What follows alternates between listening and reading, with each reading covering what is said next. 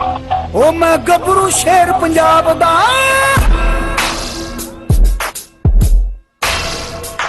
ओ मैं गबरू शेर पंजाब दा, मैनू जग सारा है जानदा। मैं गबरू शेर पंजाब दा, मैनू जग सारा है जानदा। मैं गबरू शेर पंजाब दा, मैनू जग सारा है जानदा। ओ मेरे लोया दुनिया मानदी, मेरा काम पंजाब दा। वालेकुम सलाम। इरफान भाई, खुशी हुई तुहाडे नाल एक दफ़ा फिर मुलाकात का मौका मिलिया जनाब। दोस्तों ने तुहाडी बड़ियां वीडियो तुहाडियां पसंद कीतियां और माशाअल्लाह तुहाडे जानवरां दियां चनियोटी नंबर 1, दूसरा कैप्टन ते तीसरा एक होर सीगा और लाल जिहा जिहड़ा पैंदा बहुत सी कुत्ता। यानी वो वीडियो दोस्तों ने बड़ियां पसंद कीतियां ते असीं अज फिर तुहाडे कोल हाज़र होए हां तुहाडे मजीद जानवर देखण वास्ते। ते इरफान भाई शुरू करदे हैं। दोस्तों ने तुहाडा वीडियो 'च देखिया मेल अपना, सब तो पहले तो इहदा नाम दसो जिहड़ा तुसीं नाग नगीना नाग संभाल के रखदे, इदां दीयां चीज़ां कित्थों कढ लेने दसो जरा।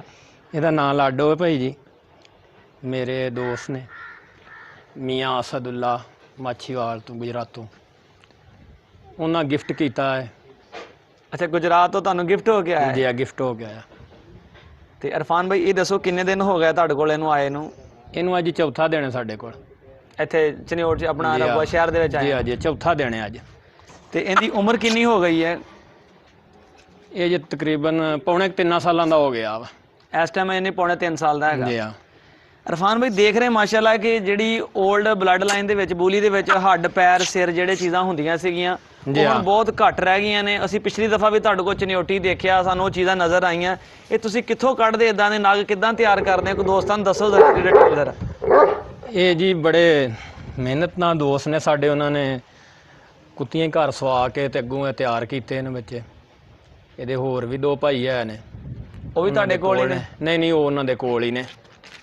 ते ਇਹ ਜਿਹੜਾ ਲਾਡੂ ਹੈਗਾ ਇਹ ਤੁਹਾਡੇ ਕੋਲ ਪਹੁੰਚ ਗਿਆ? जी लाडो मेरे को आ गया। ਤੇ ਕਿੰਨੀ ਇਹਦੀ ਏਜ ਹੋਈ? ਤੇ ਗੱਲ ਹੋ ਗਈ ਇਹਦੀ ਏਜ ਦੱਸੀ, ਇਨੀ ਏਜ दी एज पौने 3 साल हो गई। ਪੌਣੇ 3 ਸਾਲ, ਯਾਨੀ ਯੰਗ ਤੇ ਬਿਲਕੁਲ ਜਵਾਨ ਹੁਣ ਹੋਇਆ। जी ਤੇ ਇਹ ਤੁਹਾਡਾ ਹੁਣ ਕੀ ਇਹਦਾ ਅੱਗੇ ਬਰੀਡਿੰਗ ਲੈਣ ਦਾ ਜ਼ੇਨ ਆ ਕਿ ਤੁਸੀਂ ਆਉਂਦੇ ਸਾਲ ਸਰਦੀਆਂ 'ਚ ਕੋਈ ਲੜਵਾਉਣ ਦਾ ਜ਼ੇਨ? ਉਹ ਵੀ ਦੋਸਤਾਂ ਨੇ नहीं नहीं जी बिल्कुल इनू लड़ाना है, इन तैयार करना, तैयार करके इन लड़ाना है। लड़ाने वास्ते ही इनू लियांदा वा। ब्रीड ते जिहड़ा वो मैं नहीं, यानी ये तुसी लियांदा वा लड़ाई वास्ते? लड़ाई वास्ते तैयार करोगे, मेहनत करोगे, देखना तुहाडी इंशाअल्लाह तुहाडी तैयारी माशाअल्लाह बड़ी ज़बरदस्त हुंदी है। जो तैयार होएगा तो उदों भी दोस्तां ने एक दफ़ा इहदा क्लिप चेक करवावांगे जी जरूर जरूर, क्योंकि ये चीज़ां दी चीज़ां लोग देखते ने बैठे ते लोग बड़े खुश हुंदे देख के कि भाई कित्थे इदां दा शौक कर रहे, मेहनत कर रहे। ਤੇ ਇਹਦੀ ਹੁਣ ਥੋੜਾ ਜਿਹਾ ਸਾਨੂੰ ਬਲੱਡ ਲਾਈਨ ਬਾਰੇ ਵੀ ਦੱਸ ਦਿਓ ਕਿ ਇਹ ਤੁਸੀਂ ਘਰ ਦੀ ਤਿਆਰ ਕੀਤੀ ਹੈ, ਕਿੰਨਾ ਕੁੱਤਿਆਂ 'ਚੋਂ ਤਿਆਰ ਹੋਈ ਆ, ਤਾਂ ਕਿ ਦੋਸਤਾਂ ਨੂੰ ਪਤਾ ਚੱਲ ਜਾਵੇ ਜ਼ਰਾ। ਇਹ ਮੇਰੇ ਦੋਸਤ ਨੇ ਜੀ, ਉਹਨਾਂ ਇਹ ਪਿੱਛੋਂ ਚੀਚਾ ਵਤਨੀ ਦੇ ਨਾਲ ਲਾ ਲਓ ਬਲੋਚਾਂ ਦੀ ਹੈ, ਬਾਬਾ ਖਾਨੂ ਹੈ ਬਲੋਚ, ਉਹਨਾਂ ਦਾ ਇੱਕ ਰੱਤਾ ਕੁੱਤਾ ਬੜਾ ਚੰਗਾ ਮਸ਼ਹੂਰ ਰਿਹਾ। ਉਹ ਤੇ ਰਾਜੇ ਜਵੇਦ ਰਾਂ ਕੋ ਸਾਜਨ ਕੁੱਤਾ ਵਕ ਹੋਇਆ। ਇਹ ਪਿੱਛੋਂ ਉਧਰੋਂ ਬਲੱਡ ਟੁਰੀ ਉਹਨਾਂ ਦੇ ਕੋਲ ਕੁੱਤਾ ਸੀ ਛੀਣੇ ਰੰਗ ਦਾ, ਮੂੰਹੋਂ ਵਿਹਲਾ ਹੋ ਗਿਆ ਸੀ, ਫਿਰ ਵੀ 3-4 ਮੈਚ ਲੜ ਗਿਆ। ਉਹਦੀ ਧੀ ਮਤਲਬ ਵੇਲੇ ਦਾ ਵੀ ਦੱਸ ਦਿਓ। ਵੇਲਾ ਨੇਸ਼ਾਂ ਦੀਆਂ ਜਿਹੜੀਆਂ ਹਨ, ਜਿਹੜੇ ਇਹਦੇ ਦੰਦ ਸਨ, ਜਿਹੜੇ ਇਹਦੇ ਕੋਲ ਹਥਿਆਰ ਸਨ। ਹਾਂਜੀ ਹਾਂਜੀ। ਉਹ ਸ਼ੁਰੂ 'ਚ ਪਿੰਜਰੇ ਦੇ ਵਿੱਚ ਉਹਨੇ ਕੁੱਤਾ ਵੇਖਿਆ ਤੇ ਮੂੰਹ ਪਾ ਕੇ ਤੇ ਉਹਨੇ ਕਿਤੇ ਛੰਡਿਆ ਚੁੰਡਿਆ ਤੇ ਨਿਕਲ ਗਈਆਂ, ਦੰਦ ਟੁੱਟ ਗਏ ਹੁੰਦੇ, ਟੁੱਟ ਗਏ।